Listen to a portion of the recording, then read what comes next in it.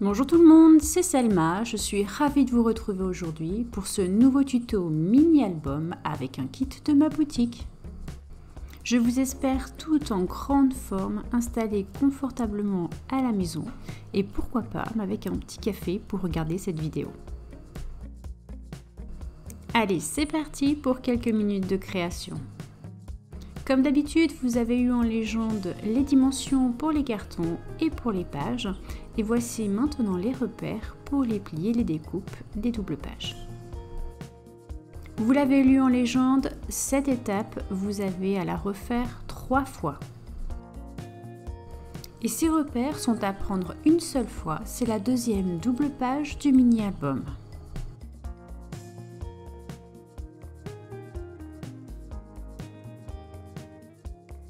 Je marque bien les plis et le plus petit morceau sera mon rabat.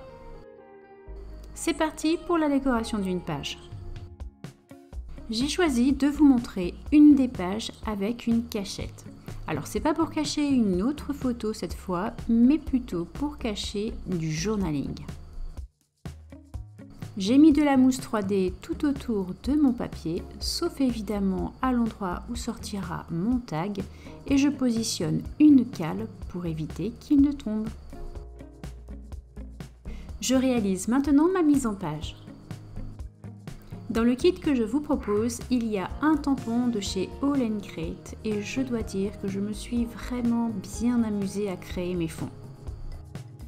Je commence donc par utiliser qu'une seule partie du tampon, là où il y a du texte en tout fin, avec de la Versafine grise.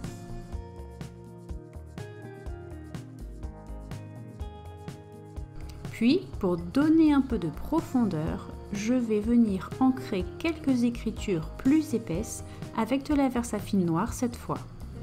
Je n'utilise pas de bloc acrylique car je veux quelque chose d'assez fondu. Et voilà, mon fond de page est terminé. Je passe maintenant à la décoration de la pochette. Alors j'ai décidé de mettre du journaling dans cette pochette, mais vous pourriez très bien y glisser 2 photos. Comme d'habitude, j'ai préparé tous mes petits éléments et je viens réaliser la mise en page. J'adore créer des petites superpositions de détails.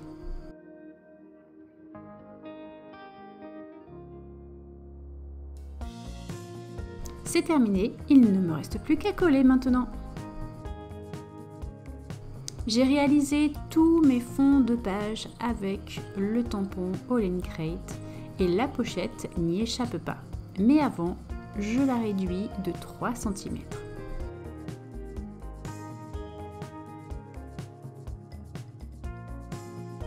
Là, je vais venir ancrer complètement mon tampon car j'ai une grande surface à recouvrir.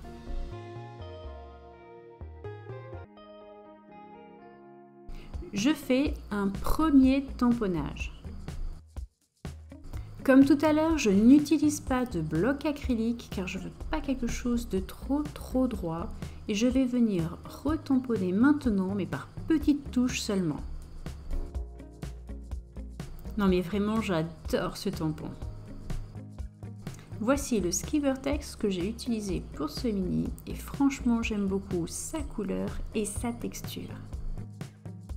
Vous avez en légende les repères pour coller les cartons sur la charnière extérieure. Je commence par le premier morceau de carton, j'en colle et je viens le positionner jusqu'au ras de mon repère.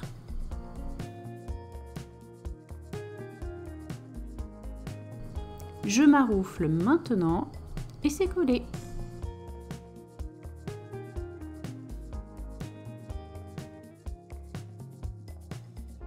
J'encolle le carton de la charnière du mini-album.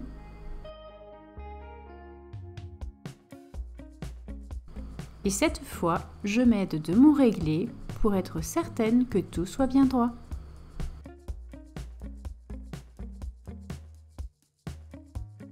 Et évidemment, je maroufle. J'encolle la dernière partie de mon carton et j'utilise mon réglé pour rester droite.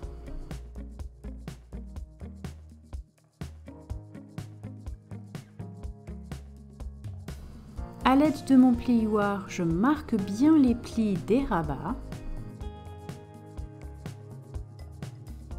J'encolle cette fois le ski vortex et je travaille bien la tranche avant de rabattre. Pour cette étape, je préfère être généreuse en colle plutôt que d'en manquer. Évidemment, je fais exactement la même chose pour l'autre rabat.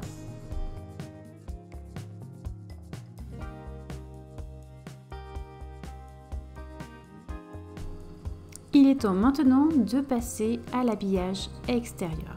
Je suis tombée amoureuse de ce papier qui va si bien avec le ski vortex. Vraiment, j'aime beaucoup cette association. Je trouve que ça fait frais et en même temps, il y a une petite pointe d'élégance que j'affectionne. Mais vous avez peut-être déjà scrapé ce papier de chez Sookai. Si vous avez l'habitude de voir mes vidéos, vous savez que je laisse sécher avant de couper au ras du carton, ou alors je découpe en laissant 2 petits millimètres et je fais l'autre côté du mini. Évidemment, je procède exactement de la même façon. Mais surtout, ne soyez pas trop pressés, attendez que tout soit bien sec avant de découper au ras du carton.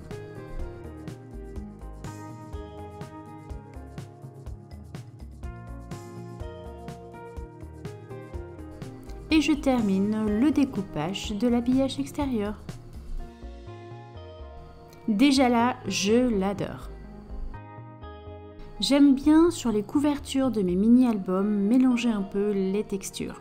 Et cette fois, je viens coller du double face rouge car je vais utiliser un morceau de calque.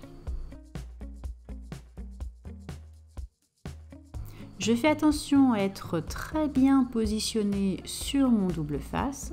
Alors ce qu'il y a de bien avec le calque, c'est qu'on peut le retirer du double face sans l'abîmer. Sur le calque, j'ai tracé 2 repères à 7 mm du bord du mini-album.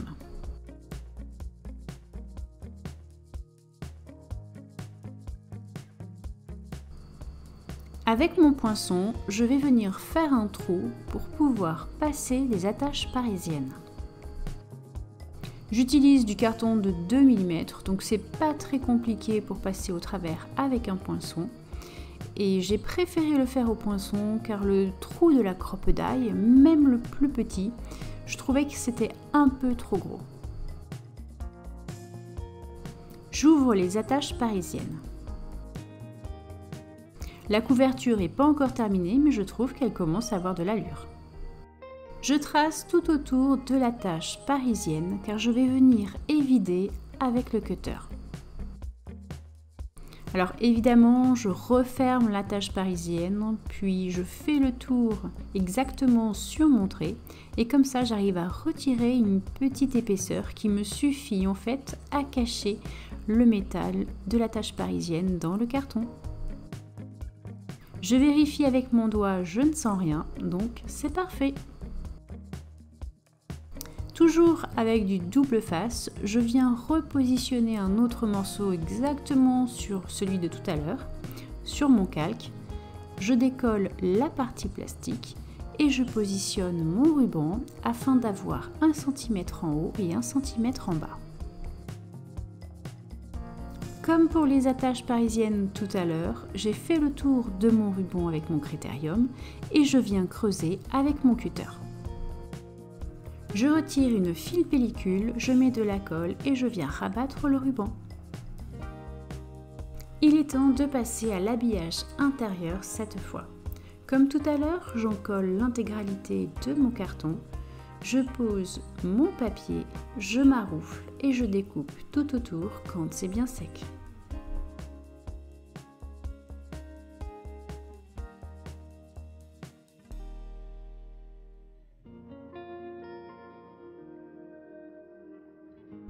Évidemment, je dois faire exactement la même chose, mais de l'autre côté.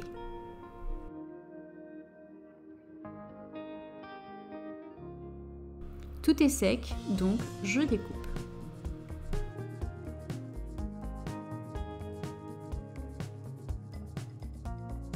J'ai déjà tracé les repères et avec la Crop-A-Dile, je réalise les trous.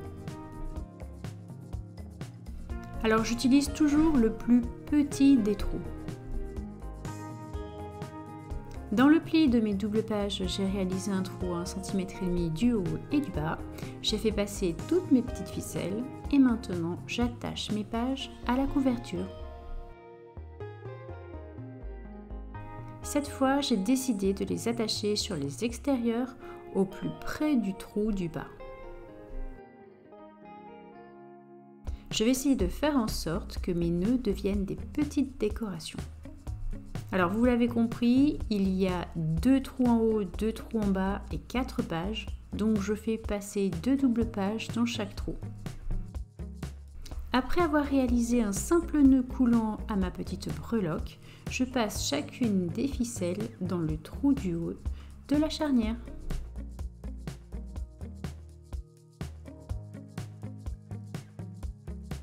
Je réalise cette fois le nœud à l'intérieur.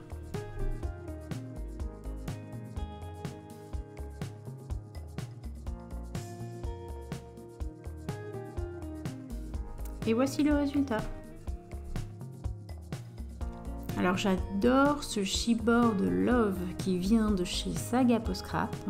J'ai juste collé 2 petites étiquettes et à l'aide d'une double face, je viens le positionner sur la couverture.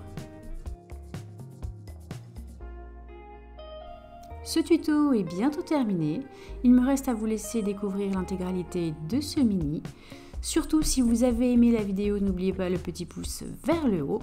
Vous pouvez actionner la cloche des notifications afin de ne rien rater ou vous abonner à ma chaîne si ce n'est pas déjà fait.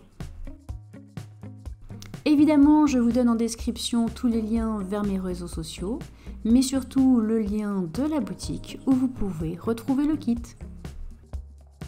D'ailleurs, j'ai une question. Est-ce que vous aimeriez avoir le tuto en PDF ? Au vu des circonstances actuelles, nous vivons tous des moments délicats, inhabituels. Je pense vraiment fort à vous. Sachez que si vous voulez vraiment être utile, il faut absolument rester à la maison. Je reviens très vite pour d'autres tutos. Je vous dis à bientôt et bon scrap!